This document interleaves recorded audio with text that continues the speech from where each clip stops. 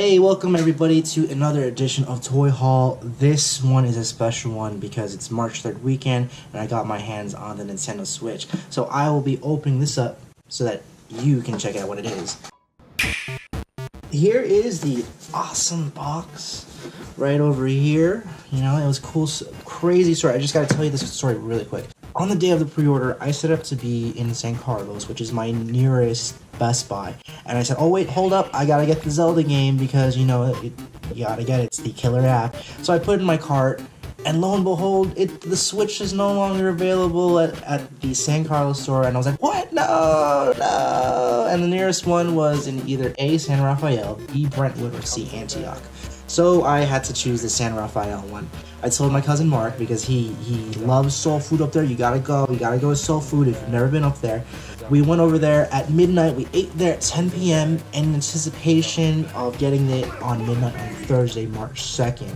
And there was a line full of glorious nerds with pizza and Little Caesars and Mountain Dew all in a line along the Best Buy. I exaggerate, but not really.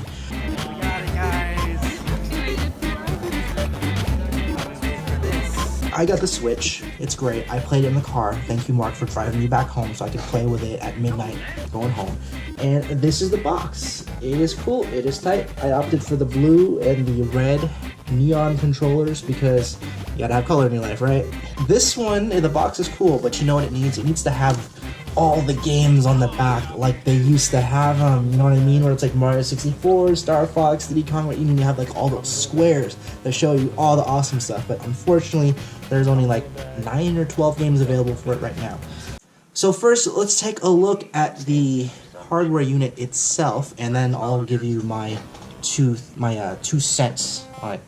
So I got the red and black one because it just looks really cool. Personally, whenever I see the person with the gray one, I'm just thinking, ha ha ha, it's ugly, but it's not. I got the red and blue one because America. I need to get that in white. America. Let's just turn it on. You can see it right over there. And I am not too much into the game right now, but it's not the greatest thing here. You can see here, you can see better gameplay video online. But damn, you're running around. You're swinging a sword. You got a bow and arrow. You got other powers. Oh, and you know what? You know what the crazy part is? You can jump in the game. You've never been able to jump in a Zelda game except for the, you know, the other top-down looking games. Unless you have to like jump across a gap, then it automatically does it. Look, you can do it anytime you want. Zelda looks great. It's good, and the first hour and a half to 2 hours is kind of serves as a tutorial. It's a little one of those games where it's like you have to give it some time to really let it grow on you. It's slowly growing on me. It's a massive scale. Just want to show you one quick thing about the OS, and you can find this better. Like IGN has a great OS UI video on everything, but here it's very simple. Nothing different. Nothing really too big. You have your games here and whatnot. You have your news that you can go to, the eShop. You have your album. You can take pictures with this button over here, and it's super easy. It's seamless. It doesn't even. There's no lag on it. It doesn't like tell you anything. Unlike the PlayStation 4 share button, which is great already. This one just makes it a little bit easier. You can insert text in there to just, you know, spice it up a bit, and then you can actually even let's see here, posting. You could post this right over here and you connect your social media. There's only 2 right now. There's Facebook and then there is Twitter. So I connected it to my Facebook because I don't really use Twitter too much. And stuff here, the system settings, screen brightness, all that stuff. Me and amiibos, all that. I recommend that when you get in here, you go to themes and you just go to basic black versus the white. Some people would say, oh baby, it's because you're gloomy. Actually no, it's because the black is just easier on the eyes when you're looking at screens. Like, so that's why there's a night mode on a lot of features. So there's a little button in the back right over here. You see that? That's the little dude that actually gets you to take off the controllers. So, and it makes the little snip sound, just like you hear in the commercials. And it comes with this guy right over here. This dude here, it simply just slides in like that. Let's see. You're moving around. There it is. It's crazy that I really wanted to get that Pro controller for 70 bucks, but to be honest, the grip that comes with it is actually pretty good. It's actually pretty comfortable. I would only really recommend the Pro controller if you wanted to just keep the controllers, the Joy-Cons, docked and charging all the time, and you just want to like kind of seamlessly go to the game without any fiddling around. If you don't want to spend 70 bucks, the Pro controller really isn't worth your time. It's already pretty comfortable as it is. Right, nice and nifty. Like if you wanted to compare a phone, that is an iPhone 7, and this is the size of it. So it's pretty good. Like even with the controllers, it's kind of lighter than a 7 Plus, if you want to think about it that way. Volumes are over here, game cartridge is on the top, and then the charger is on the bottom. It's a fantastic little dude that works just as advertised. And here is the cradle, you know. The cradle unit here is, honestly, it feels pretty cheap. It's just a cheap piece of plastic with some metal stuff. I can easily see this thing breaking down the line, because the only piece of significant hardware is this little box here where all the internal units go. So let's check out just some accessories that I bought that I highly recommend. So I mentioned before that you don't really want to get the Pro controller. It's not really worth the 70 bucks, but what you gotta have is that you need a case. Simple as that. Because this is portable. It's a portable system. You gotta keep it on the go. That's kind of the whole point of it, right? So I recommend buying one of these. It's just holds your game cards in here, and it holds the Switch in this little pocket here, and this is 30 bucks for a number of reasons. It comes with this guy here. It comes with a screen protector that saves you some money. Comes with these, you know, fairly decent earbuds. They're not the greatest, you know, but you know, they come with 30 bucks. That's really good. And of course, when you get it, just like straight up get Zelda, because that's why you bought it. So that I bought one of these two. I bought this from Amazon. 64 gigs. The Switch is supposed to handle up to 2 terabytes on the memory. The kind of disappointing part of the hardware system is this little kickstand here. So I thought the kickstand would be good, but it is very wobbly, and if you get your hands on one, you'll actually kind of feel how kind of flimsy it is. It feels like it's gonna break.